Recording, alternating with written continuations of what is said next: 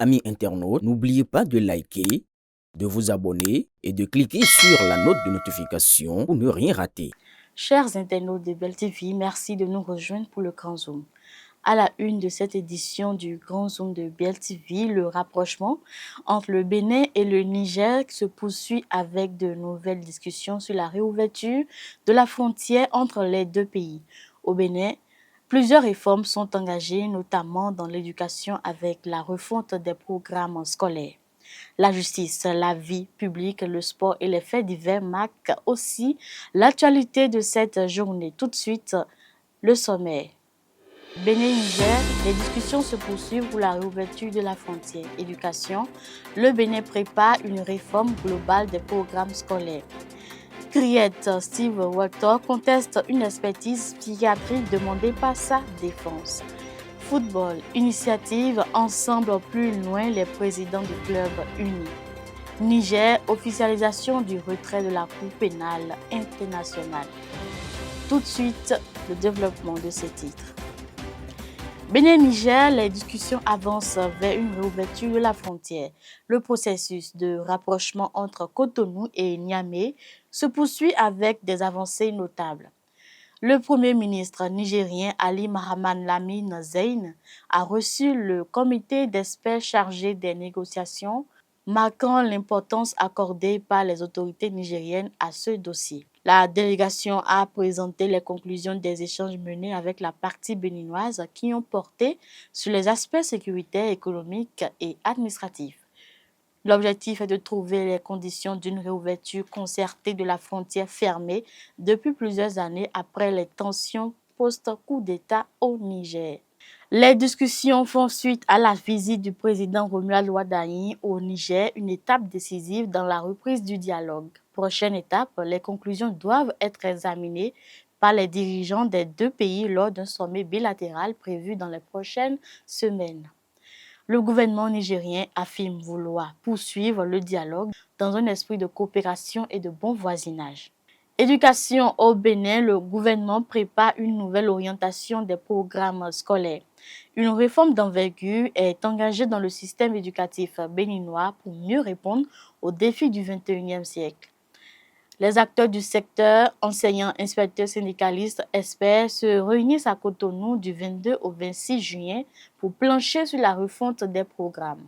Avec pour ambition de mettre en place un cadre unique pour harmoniser les enseignements de la maternelle à l'université en rupture avec l'héritage colonial.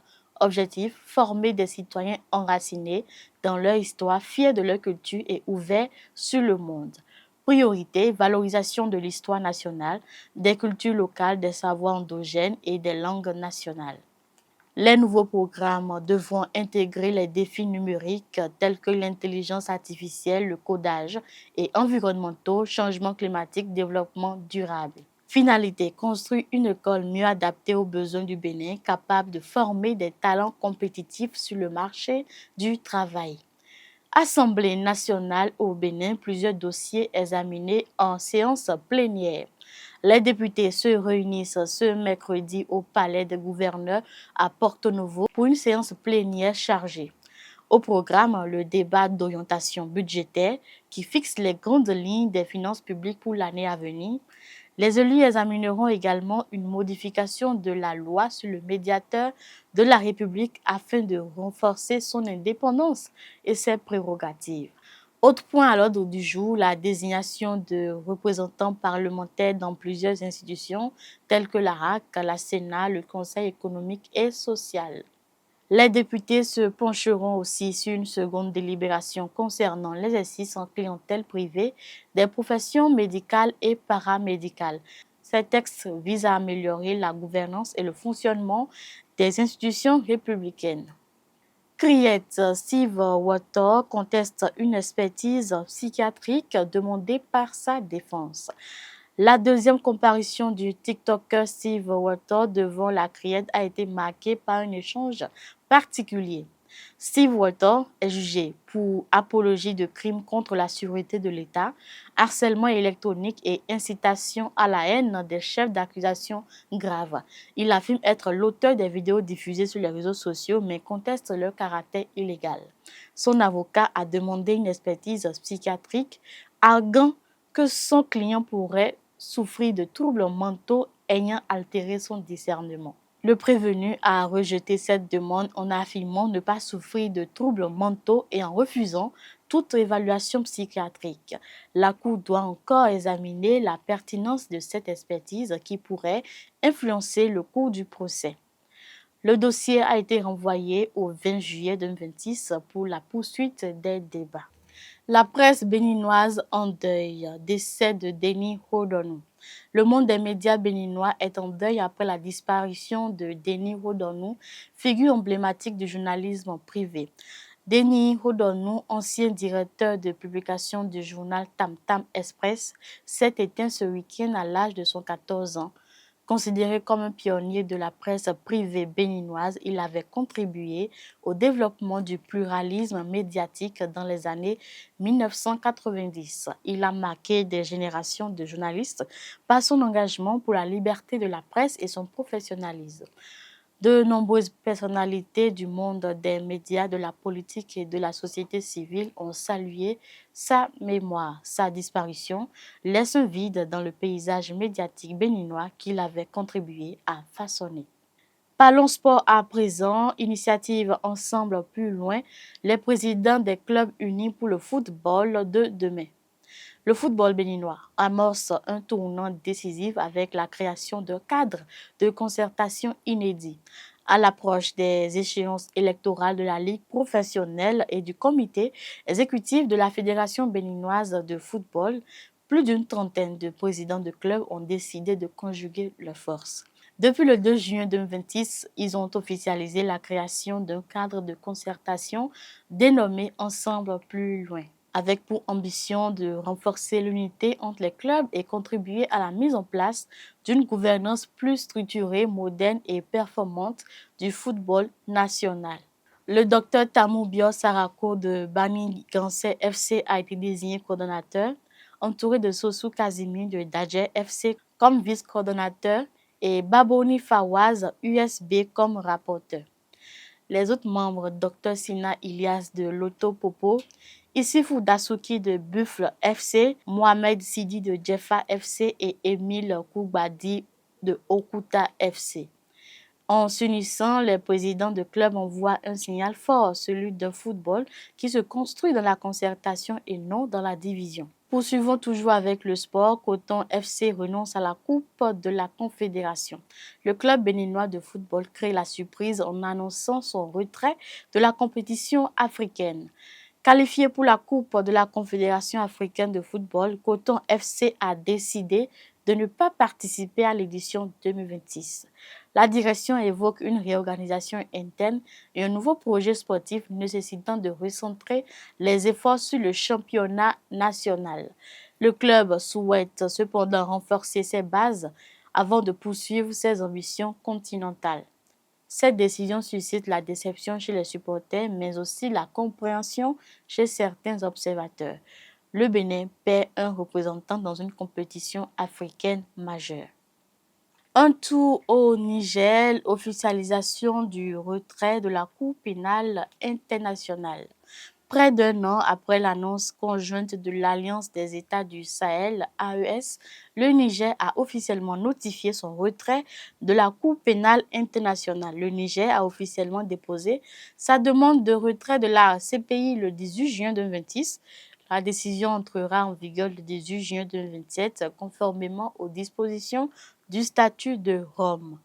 Cette démarche intervient 9 mois après l'annonce faite par le Niger, le Mali et le Burkina Faso réunis au sein de l'AES qui avaient dénoncé la Cour pénale internationale comme un instrument de répression néocoloniale. L'institution a rappelé que le retrait d'un traité relève du droit souverain des États, mais a regretté toute décision qui affaiblit les efforts internationaux de lutte contre l'impunité.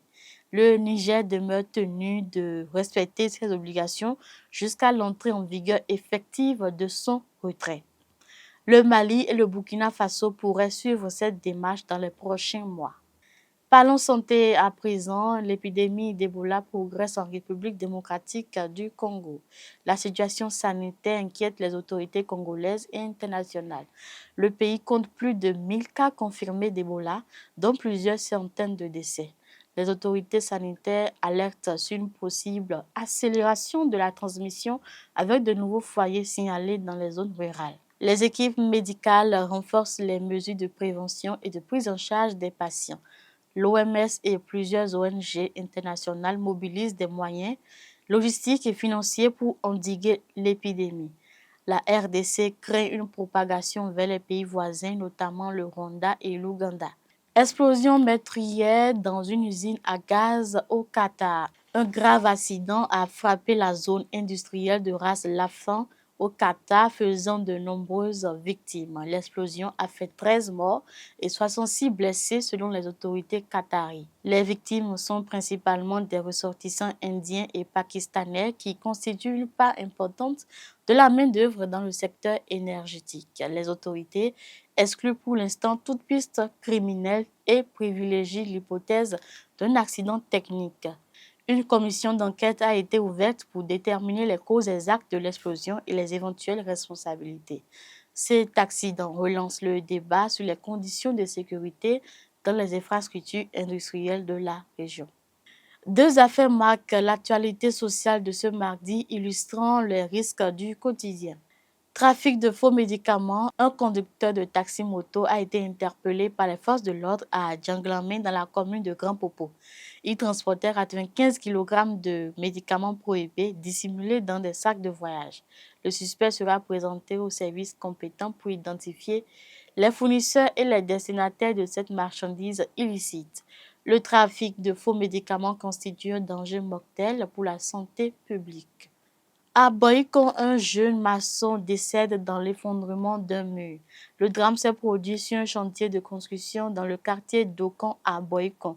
La victime, un jeune maçon, travaillait à la démolition d'un mur lorsque celui-ci s'est écroulé brutalement, l'ensevelissant sous les décombres. Malgré l'intervention rapide des secours, il n'a pas pu être réanimé. Une enquête a été ouverte pour déterminer les circonstances exactes de l'accident et d'éventuelles négligences du chef de chantier.